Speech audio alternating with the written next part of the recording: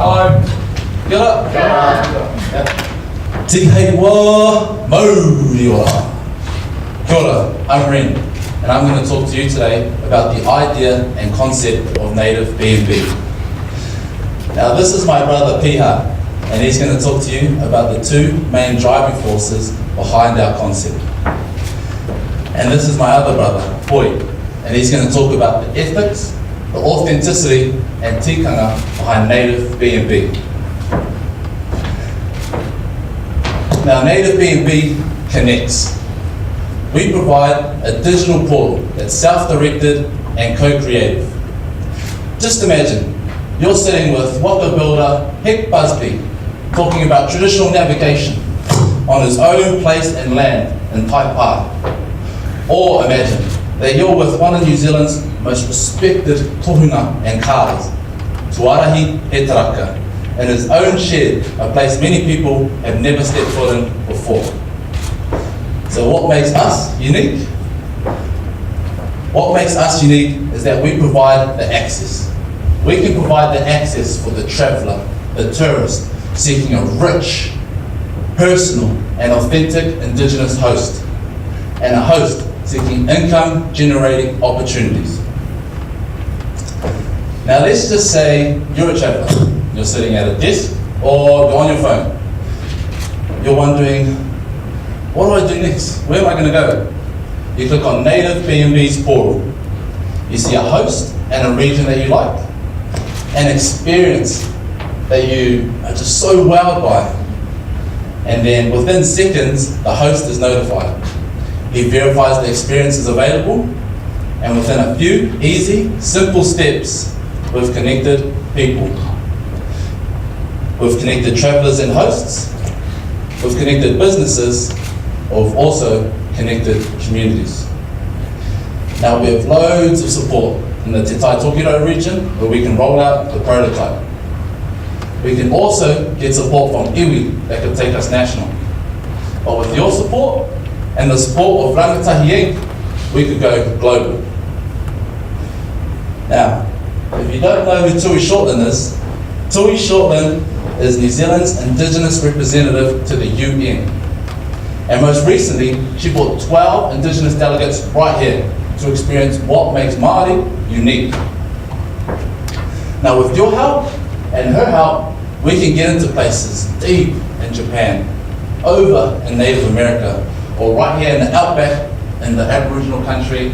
We can open this up to the world.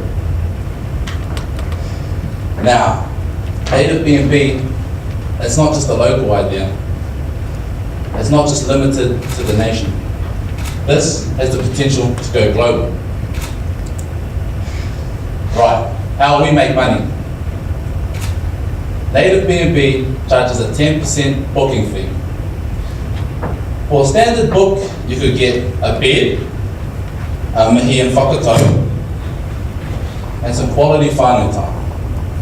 But for an add-on experience, going down to the local creek, learning how to catch tuna, we click the ticket. Going through the Kāwati caves with the tupuna of the man himself, we click the ticket. Every time we click the ticket, we make money. Native BnB connects.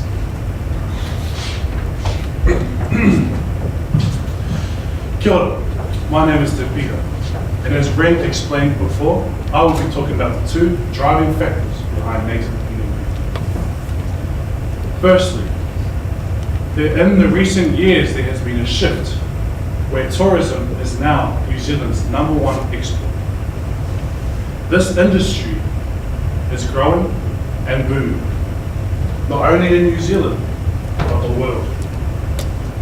In 2014, Tourism Industry Association New Zealand estimated that by the year 2025, tourism will bring in $41 billion.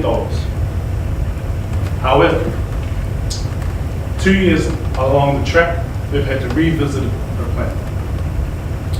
The reason behind this is we were estimated to make $38 billion by 2020, but instead, we achieved this last year in 2016. Other sources showing that for the first time, tourists have spent $1 billion in Northland alone. Which is kind of funny, seeing as Northland is the most undeveloped region in Aotearoa. These just show that tourism is a treat. Our second driver behind Native BnB is the global increasing middle class. Yes, Native BnB attracts the free, independent traveller, the backpacker, the traveller not wanting the mass tourism products or experiences. But we know that the increasing global middle class has more money, has more time, and is wanting to spend their money on more new, authentic experiences. So, what does that matter to us, to Native BnB? With an increase of tourism and income, there's a need for an increase of activities, attractions, and accommodation. There are recent reports already showing that tourism is choking popular places within New Zealand, putting stress on the main infrastructure and limited beds.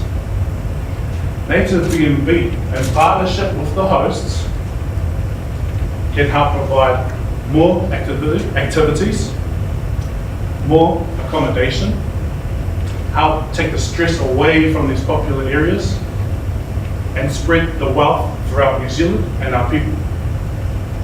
Native BnB connects. Native BnB connects people. It connects travellers seeking an Indigenous experience with hosts seeking to share their world. Native BnB allows our people to benefit from this booming tourism industry. Now, we've all heard the statistics from my brother, and we're all probably asking the same question: how do I get a slice of that pie? It's so simple. Literally, all you have to do is sign up virtually and connect globally. We supply the portal and exposure, and our hosts can generate income expressing their world from an authentic and Indigenous experience. For me, it is important that we uphold our culture and what it is to be Māori. And I'm happy that our business can give back to our communities. My papa lives on his papa kainga. And on his kainga he has two whare. One for the living and one resurrected as a whare tonga. In this day and age, money is a clear factor now that youth isn't on his side. But with the lack of youth, he has experience and a broad spectrum of knowledge that he can use to maintain his whare.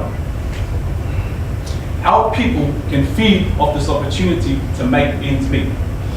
I believe that Native BnB can aid people just like my papa all around the world, which is why I say Native bed and breakfast could be a native's bread and butter. Native BnB connects people. Thank you. Do you want to go? I like the data of where tourism is going. It's good. You can obviously see where the space is. But I guess the elephant in the room question would be, what would the point of difference between Native BnB and Airbnb experiences be?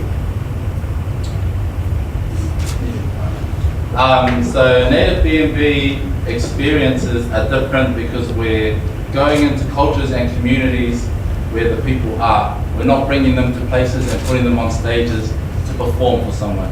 You're going into their homes and you're doing exactly what they do on a daily basis. And we're kind of charging 10% because Airbnb charges 12%, so they kind of slip under there. I feel like I totally get it. Like I feel like it'd be really important, not just for the economic side for Māori, but also and others around the world, but also to help people connect into cultures in a really real and tangible way. And I think not just for tourists, but also others that are disconnected for whatever reason. It is hard though because it's such a, like, you know, something like Airbnb just is where people go. So even though I understand what you're doing, it's different, it's where people know to go. How far are you on this journey? Have you developed anything or designed or tested, or is it just an idea at this stage? Like where are you on that journey? So I guess we had kind of like IT consultants and financial consultants can come through with a big meeting, how everything could work out, how if we follow through this, how much the portal would cost, how much we need to continue through. We're also looking at, I guess, we're looking at graphics, I guess, consultant as well, kind of looking at how we can try to differentiate ourselves from BnB and Native BnB, you know, visually with the logos, with the layout. So we've been talking about it for a little while, just making sure that we're trying to grasp of who we are, what we are, and what we're trying to get across to I guess, host and tourists. It could be interesting in a slightly different angle to talk with Airbnb and see if it's a different section that you could curate and create that is part of Airbnb, so that you're kind of joining forces rather than fragmenting. Yeah, so kind of talk about that as well, like rather than just trying to get in partnership, I guess, rather than saying just, you know, we can buy you for this money, can we work alongside you in partnership? Well, yeah, part to that point is, you know, you've showed the 3-year forecast and it's really cool, but as a tech company, and obviously if you know that Airbnb's a biggest competitor, they've got hundreds of staff, hundreds of millions of dollars of tech, and you've got $5,000 for a portal bill. So a bit of like thinking a bit more strategically around how you could be smarter around it, because I think you've got access to culture and how you potentially do that in a smarter way might be a little thing to dig into. Yeah. So for those numbers, we were. Yeah, so we were sitting together in a room, and then our IT consultant all day was he didn't have a specific number on the portal bill. He said it was really low, but we thought that it was kind of too low, so we tried to be safe and put it a little bit higher. Because I would have said $200,000. Yeah. Would have been That IT consultant needs a punch in the face. Yeah. God, your idea is it's awesome, right? And the numbers are right, and travellers need it. They've been looking for it for a long time, can't get it, well, pretty much. The sector's not giving it to them as much as they should. But more importantly, Taitokito needs something like this. It has done for a long time. You know, if you look as an example, Auckland, for tourism, Auckland was always a gateway. People would land here and turn right? They didn't head down the line. And one thing we always struggled with was saying, how do we get people to turn left and go up to Taitokito? It's always been a problem. But then if you look at what, say, 18 and 7 years is tasked with stopping this as being a gateway, becoming a destination, and now Auckland infrastructure cannot handle the number of tourists that now stay here. So what do we need at Taitokito? Well, what are the strategies that we need? And if and you would have done your homework on this, for many years now, tourists have been shopping online. Before they even do, the first thing they do is they do a quick search online. Now every year I do this little test of search for Māori tourism. Guess what comes up? Nothing. Right? So we desperate, and for years we've been crying out for someone to come along and say, build this portal that allows interactive travellers to and free independent travellers to hook up with the experience they're looking for. And some people will argue with them, we still don't have it. Right? So Taitokito needs it, Māori tourism needs it, and our travellers, our manangiri need it. And so then I guess the challenge for you, and this is my question, the portal's the easy bit. The hard bit's the product, because then now you're connecting people up that need to be meet a certain standard, right, for you to be able to. So what have you done around the product? Well, so we've got connections to local iwi chiefs, well, a lot of iwi chiefs, and personally we're gonna go visit each experience and make sure that they fit the criteria that we're going to be building for them. Yeah, so within the first year, 12-month time frame, I guess real nitpicking, qualitative, I guess, select. So you go and see what they're doing and make sure that it's above the standard that we're thinking of. And we've got, obviously our connections and we've got other things. You all got day jobs, right? Yeah. I think the path we're going down is huge. It's going to be really, really hard. And you've probably already met the people who look at you and say, you just can't do this. Well, the reality almost is you can't not do this, right? Because there is a need for it. And so I'd encourage you to hook into the people that are out there that have had a go at this sort of thing. These guys, you know John Punahall from up there? Well, we'll talk after. Yeah. Talk to these people, they've had a go at doing it, but the timing wasn't probably right for some of the people who have done what they've been doing. And John's an awesome mentor and really knowledgeable, and there's lots of people out there. But I took it out and need something like this. So good luck, and Thank you. I wish you guys all the best. It's really cool. Thank you. And awesome presentation. Awesome. Kia ora te. I think you are in fast-growing industry. It's true. Tourism in New Zealand, we can't handle the pace of it. There's not enough accommodation. That's what makes Airbnb very popular, because people can just go and book someone's house or room or whatever. You're also in the sharing economy, which is the Ubers, the Airbnb. And you also have the huge opportunity to allow your customers, not the tourists that are coming here, but your hosts, to grow a business as well, their own business, which is your bread and butter, which is really fun.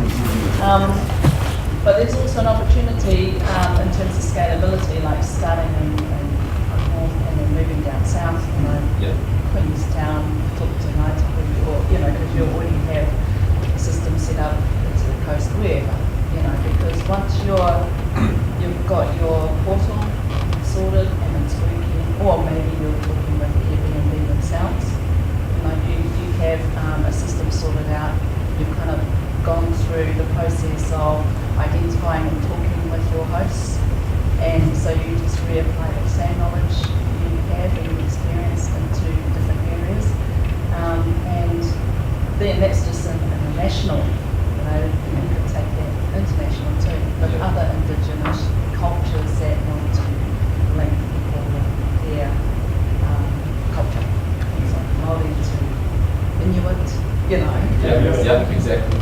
Sami people up in Finland.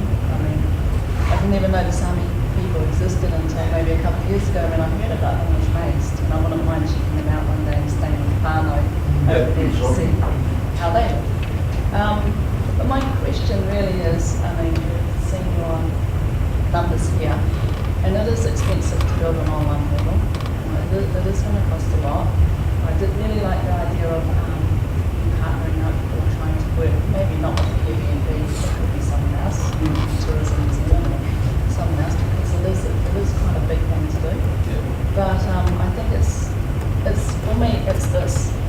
Either we're going to do it ourselves, or someone that's not Māori is going to do it for us. So why, don't let that happen. It's like,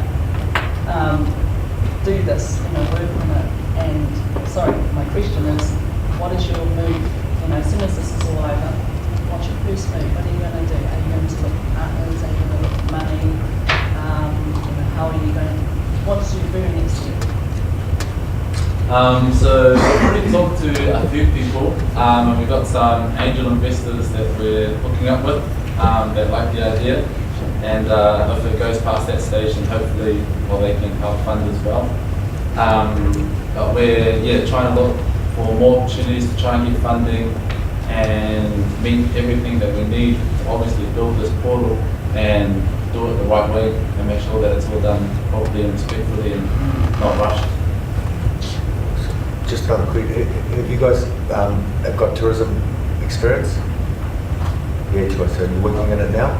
I studied international tourism management. Beautiful. Oh man, you guys too much. He's got a degree. I graduated in June. Awesome. Oh, good on you. And we've worked there 2 years. and you'll know from your study, right? This is the sort of thing you look back on 5 years and you won't even know why you did it in the first place because you'll know so much more about the industry. But I think I'd encourage you to really start connecting into the tourism players. And have you talked to New Zealand Mining Tourism? Not too much. As in like over the weekend? No, at all. Oh, at all. No, we're just Okay. trying to get statistics. I'll come and give you my card in a sec, but you need to, like, a good mate of mine, CEO, Piha Niha Nathan, she'll talk to you guys, but you've got to connect into the sector because the stuff around product and who the travellers are going to connect up to, the hosts that are going to be, that will make or break you. It's not the portal. The portal, I 200% confidence, you guys are going to ace the portal, right? What will make or break you is the quality of what's on the other side when they get there and stay there. So that's got to be an absolute critical part of your business model to think about what that side of it looks like. And if you're smart about the strategic partnership with your energy, you could solve a bigger problem for them with one layer instead of them having to do 100 different little small things. Yeah. So sometimes there's value in a lot of the small to give it to a bigger person instead of trying to become or build and beat the bigger person. Yeah. So just a bit more strategic thinking over lunchtime with, three dudes with no budget against $1 billion entity. But the difference is they can't do what you know, and the access that you have at the moment with the contacts that you have, they can't do. Money can't buy those experiences and that access. So don't underestimate the doors you can probably get into with the energy that you do have as well. Thank you so much. And I'm the CEO of Tourism New Zealand is a good friend of mine, so I'm happy to meet you. Oh, But it's thank only you. like 1 month into the job, so. Hit them next month after we figure it out. Thank you very much. Awesome.